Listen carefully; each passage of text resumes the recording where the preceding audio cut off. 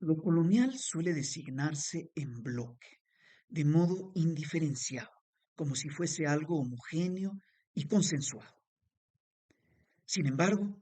basta inclinarse un poco sobre el fenómeno para percatarse de que se trata de algo internamente diferenciado, heterogéneo y polémico, tanto en su realidad como en su representación. Lo colonial es y se concibe de formas diversas, entre ellas las que intentaremos elucidar en las dos partes de esta clase, de modo parcial y provisional, con el doble apoyo del marxismo y del psicoanálisis. El marxismo en la primera parte de la clase y el psicoanálisis articulado con el marxismo en la segunda parte. El empleo de los enfoques marxista y psicoanalítico se justifica aquí porque ambos permiten ir más allá de las evidencias empíricas al estudiar teóricamente aspectos fundamentales de lo colonial que suelen ser ignorados, subestimados o insuficientemente examinados en otras perspectivas. Es el caso, por ejemplo, de lo estructural determinante y sobredeterminante, lo implícito inconsciente, lo contradictorio y divisivo del sujeto, lo traumático y lo pretérito presente, persistente y repetitivo. Especializándose en tales aspectos, el marxismo y el psicoanálisis arrojan una luz nueva sobre lo más oscuro y enigmático en las diversas manifestaciones de lo colonial, particularmente el colonialismo y sus prolongaciones en el neocolonialismo y la colonialidad. Una posible objeción al abordaje del problema colonial desde las perspectivas marxista y psicoanalítica es que ambas constituirían parte del problema, no solo por aparecer fuera de Europa como frutos exóticos indisociables de la herencia del colonialismo, sino por brotar y hundir sus raíces en la modernidad europea colonizadora. Sin embargo, en relación con esta modernidad, el psicoanálisis y el marxismo surgen como un retorno crítico y reflexivo de lo moderno europeo sobre sí mismo, así como también contra sí mismo, contra sus lados patológicos, irracionales, excesivos, aberrantes, erráticos, ciegos, opresivos y represivos, violentos y destructivos.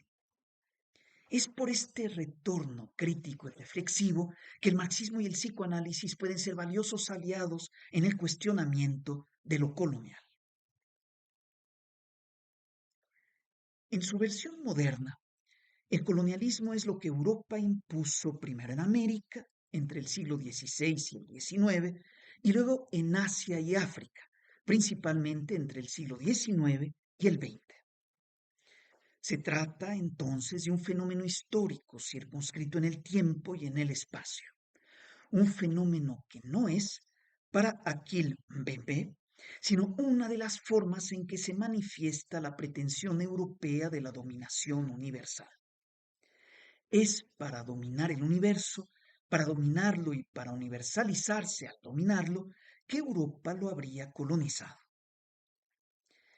La colonización moderna del mundo es para Mbembe un proyecto de universalización, un proyecto equivalente a los que animaron la cristianización y la islamización de grandes regiones del supercontinente euroasiático africano.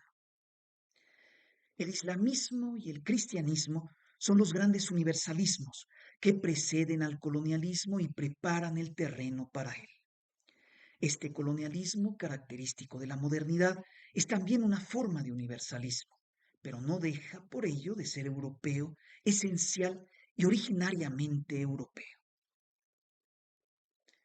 Además de ser algo de Europa, el colonialismo es algo del capitalismo.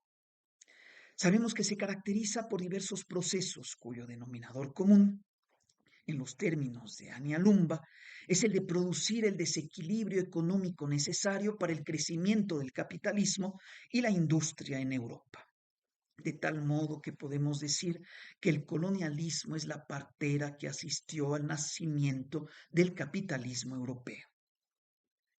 Solo hay que precisar, con sensibilidad estructuralista,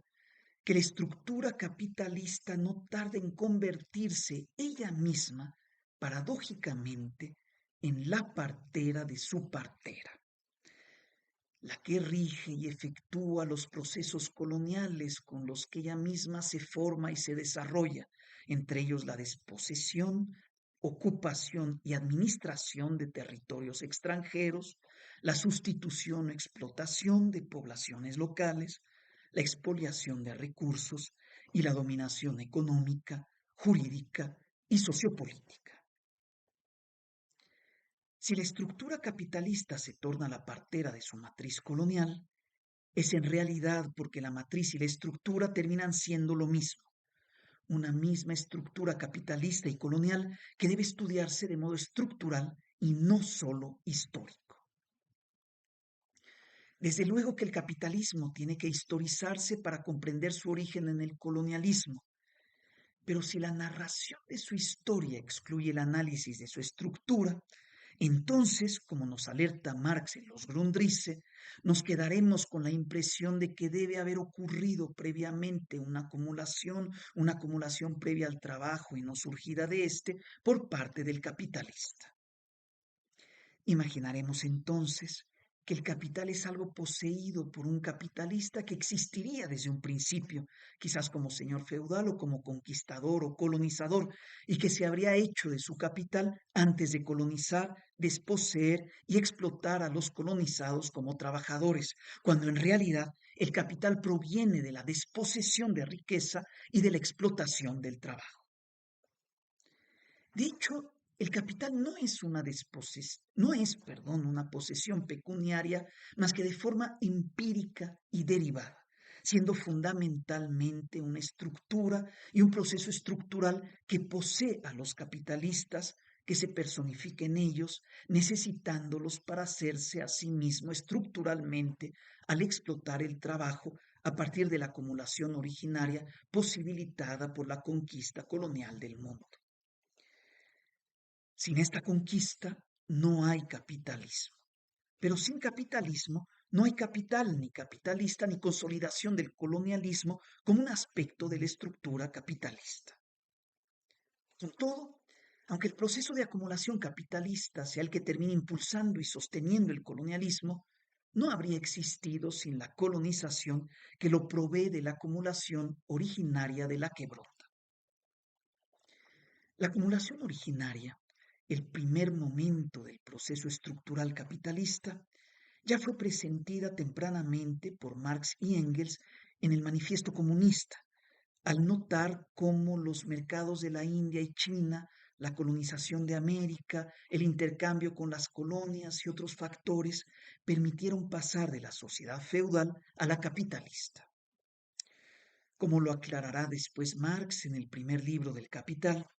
el capitalismo tiene su prehistoria en la acumulación originaria, cuando el botín conquistado fuera de Europa mediante el saqueo descarado, la esclavización y la matanza, refluía a la metrópoli para convertirse aquí en capital. Es por este origen colonial que Marx puede afirmar en su famosa frase que el capital viene al mundo chorreando sangre y lodo por todos los poros, desde los pies hasta la cabeza. La violencia colonial es la partera del capital, el cual desde su nacimiento despliega la estructura en la que se inserta y opera el orden colonial ya consolidado. En su forma consumada, el colonialismo forma parte de la estructura global del capitalismo, una estructura con múltiples rasgos distintivos, entre ellos la contradicción principal entre el capital y el trabajo, así como su expresión personal en la división de clases entre burgueses y obreros, propietarios y proletarios, capitalistas y trabajadores. Es la clase capitalista la que termina dominando el orden colonial que se originó bajo el dominio de la clase noble y señorial. En ambos casos, la clase dominante es también la que domina el colonialismo, como bien lo comprendió el guatemalteco Severo Martínez Peláez en La Patria del Criollo, al enfatizar que una sociedad vive una situación colonial cuando es gobernada en función de los intereses de las clases dominantes de una sociedad extraña. No es el conjunto de la sociedad europea, sino sus clases dominantes, primero feudal y luego capitalista, las que expoliaron, explotaron y dominaron las colonias americanas, africanas y asiáticas. Si la, si la expoliación, la explotación y la dominación características del colonialismo se continúan por otros medios tras las independencias de las antiguas colonias, entonces estamos en el neocolonialismo. Esta continuación del colonialismo después del colonialismo propiamente dicho fue reconocida en Latinoamérica desde hace mucho tiempo, ya desde el siglo XIX, como cuando José Martí en su texto Nuestra América observaba cómo la colonia continuó viviendo en la República. Sin embargo, habrá que esperar hasta la segunda mitad del siglo XX para ver aparecer el término de neocolonialismo, introducido en 1956 por Jean-Paul Sartre en su quinto libro de situaciones titulado precisamente Colonialismo y Neocolonialismo. Allí Sartre utiliza el término de neocolonialismo para designar específicamente una maniobra del sistema colonial para sobreponerse a las independencias de las colonias al arreglarse o reformarse. Es con este mismo sentido que tan solo un año después de Sartre, Frantz Fanon utilizó el término en su pequeño ensayo La independencia nacional, única salida posible, al referirse a una artimaña del colonialismo por la que prevenía situaciones revolucionarias al introducir en su sistema métodos evolutivos.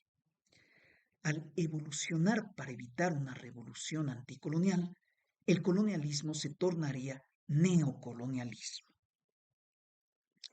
El sistema neocolonial fue definido oficialmente por la Conferencia de Pueblos Africanos en El Cairo en 1961, en concordancia con Sartre y Fanon,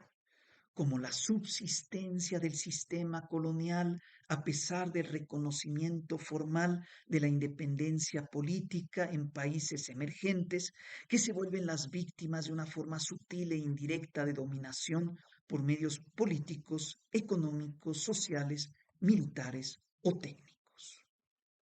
Estos medios permitirían perpetuar el colonialismo al mismo tiempo que se habla de libertad, como nos dice Kwame Nkrumah en su famoso libro Neocolonialismo de 1965. Este mismo libro nos deja claro que la supuesta libertad de las antiguas colonias no es más que la continuación del colonialismo por otros medios. En los términos del cubano Roberto Fernández Retamar en su texto Calibán, el neocolonialismo es una nueva manera de no ser independientes. Es una dependencia real tras la apariencia de independencia, un contenido colonial bajo una forma independiente, un régimen colonial en el que se conservan los atributos formales de la independencia, como también lo explica Fernández Retamar en su ensayo Nuestra América y Occidente. El sistema colonial se vuelve neocolonial, en efecto, cuando un territorio se ha independizado formalmente, cuando en él cesa entonces el control directo y la ocupación por ejércitos y poblaciones de las metrópolis, pero se mantiene un control indirecto y una dominación estructural de tipo tendencialmente imperialista por el capital concentrado y acumulado en los antiguos centros metropolitanos. En la dominación estructural imperialista como fase superior del capitalismo, tal como fue primeramente conceptualizada por Lenin en 1916, el capital financiero y monopolista ejerce un poder implacable sobre los estados nacionales, haciendo que los países exportadores de capital se repartan el mundo entre sí. El reparto característico del imperialismo comienza entre los siglos XIX y XX,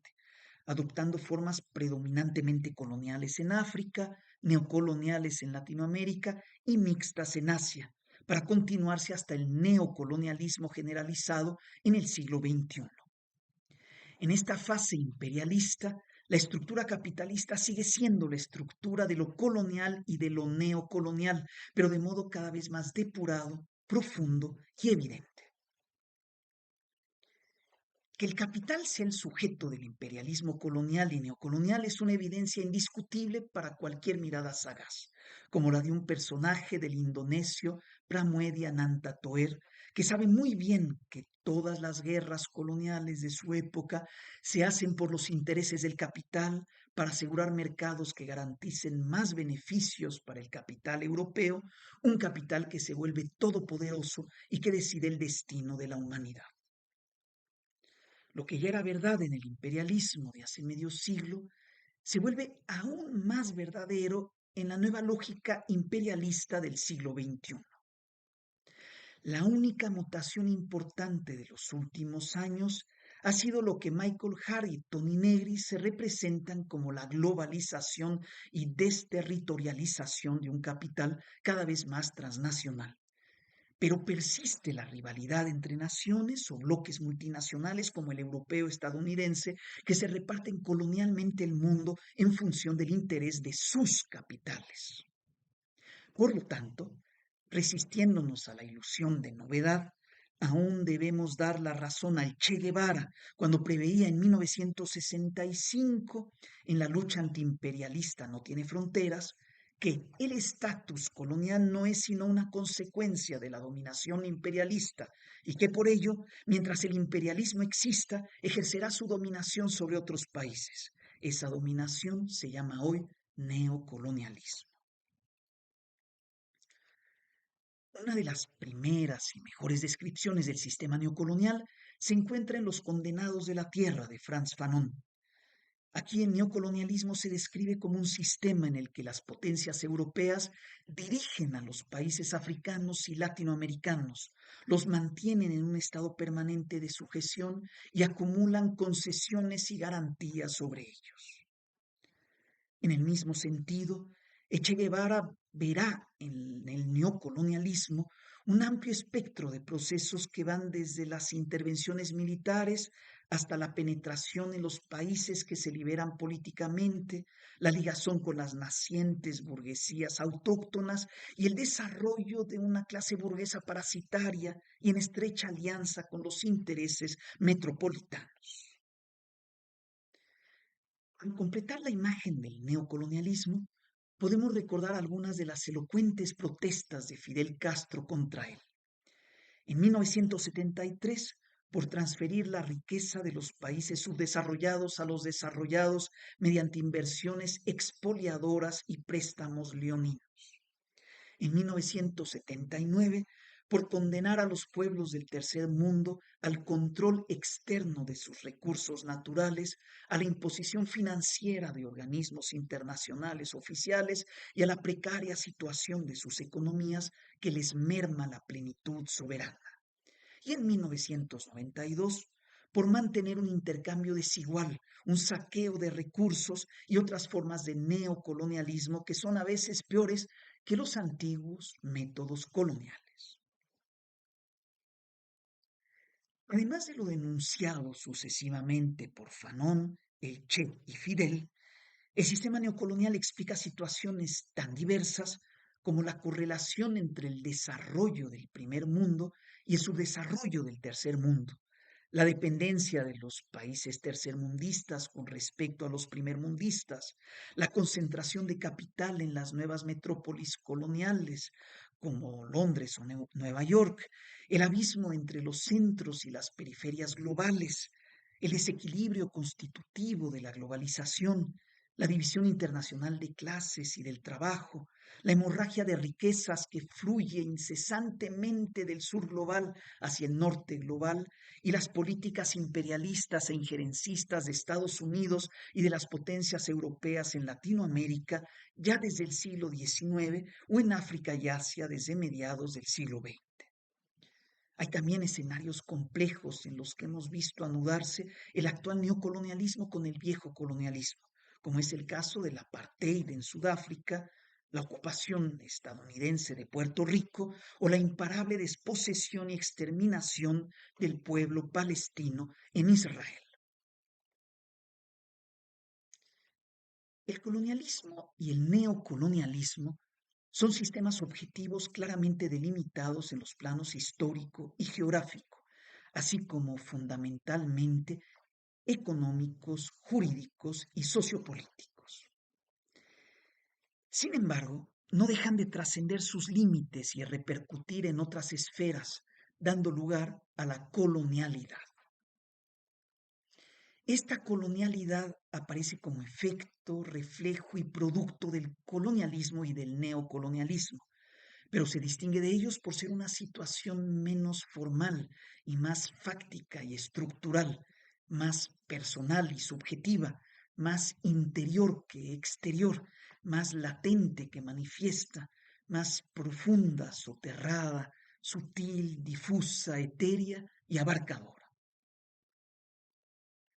El concepto de colonialidad fue originalmente forjado por Aníbal Quijano, quien lo utilizó en 1992 para describir lo que él consideraba, en sus propios términos,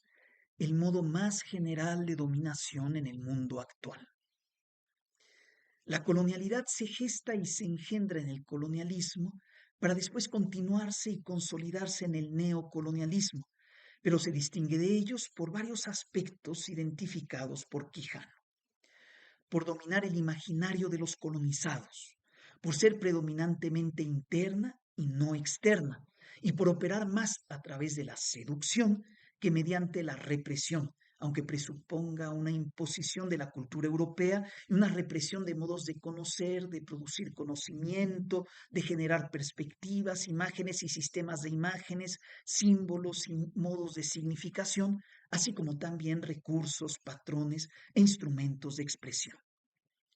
El ámbito cognitivo y expresivo, discursivo y afectivo es aquel en el que incide una colonialidad concebida por Quijano como un padrón de poder en el que se configuran vectores tan diversos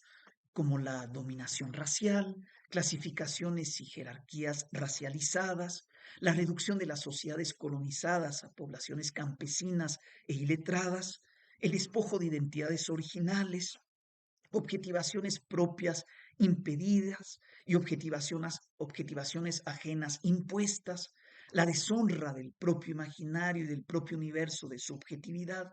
la readaptación continua de los valores propios a las exigencias cambiantes del padrón global de la colonialidad y la subordinación constante y creciente al sistema de explotación social bajo la hegemonía del capital.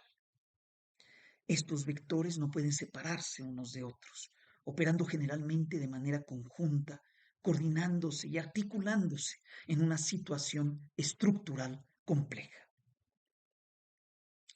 La colonialidad consiste entonces en una configuración de aspectos culturales e ideológicos, imaginarios y simbólicos, subjetivos e intersubjetivos, personales e interpersonales, psicológicos o psicosociales. Entre las múltiples expresiones concretas de esta configuración, podemos referirnos a la hegemonía estadounidense y europea en el mundo, el anclaje cultural particular de la globalización y del universalismo, el eurocentrismo de las escalas internacionales de valores, la sobrevaloración de lo septentrional occidental correlativa de la infravaloración de lo meridional oriental, el desprecio de sí mismo y el afán de blanqueamiento cultural del subalterno, la pigmentocracia latinoamericana, la discriminación y segregación de los pueblos originarios en todo el mundo, el desgarramiento interno de los mestizos y el racismo, la xenofobia, el nacionalismo, la islamofobia o el supremacismo en Europa y en Estados Unidos. Aquí también hay múltiples situaciones compuestas en las que se combina la colonialidad con el neocolonialismo, como las políticas migratorias del primer mundo, la división internacional entre el trabajo manual del sur global y el intelectual del norte global, el paternalismo europeo-estadounidense en relación con los demás países, la connivencia golpista entre las oligarquías blancas y el imperialismo yanqui en América Latina, la supuesta cruzada contra el terrorismo islamista o la imposición bélica de la democracia occidental con sus derechos humanos. La colonialidad no se da tan solo en el ámbito de las relaciones entre naciones o regiones planetarias, sino que involucra también aquello que Pablo González Casanova, aquí en México, identificó bajo el nombre de colonialismo interno, situándolo dentro de los contextos nacionales. En esta formación colonial indisociable de las formas externas de colonialismo y neocolonialismo, las clases sociales están racializadas, favoreciéndose a ciertos grupos a costa de otros en función de su especificidad étnica o cultural. Por ejemplo, en las sociedades latinoamericanas, los blancos y mestizos suelen enriquecerse al empobrecer a los indígenas mediante diversas relaciones coloniales internas que incluyen intercambios comerciales desiguales, despojo de tierras, exclusión, marginación y discriminación. Una de las mejores ilustraciones latinoamericanas del colonialismo interno es la que Severo Martínez Peláez nos ofrece en la ya citada Patria del Criollo, en la que se muestra claramente cómo la sociedad guatemalteca siguió siendo colonial tras eliminarse el factor metropolitano de la estructura colonial, ya que se conservaron los otros factores de esa estructura: clase terrateniente dominante, acaparamiento de la tierra por dicha clase y explotación servil de la masa india. Factores como estos, herederos del colonialismo y correlativos del neocolonialismo, componen tan solo una faceta visible de la colonialidad, una faceta externa, socioeconómica y relacional o intersubjetiva. No debemos olvidar, empero, que la colonialidad engloba también diversos fenómenos internos, intrasubjetivos o psicosociales, entre ellos los ya mencionados blanqueamiento y desgarramiento interno. Sobra decir que estos fenómenos son de la mayor importancia para el psicoanálisis, en el que estará centrada la segunda parte. Gracias.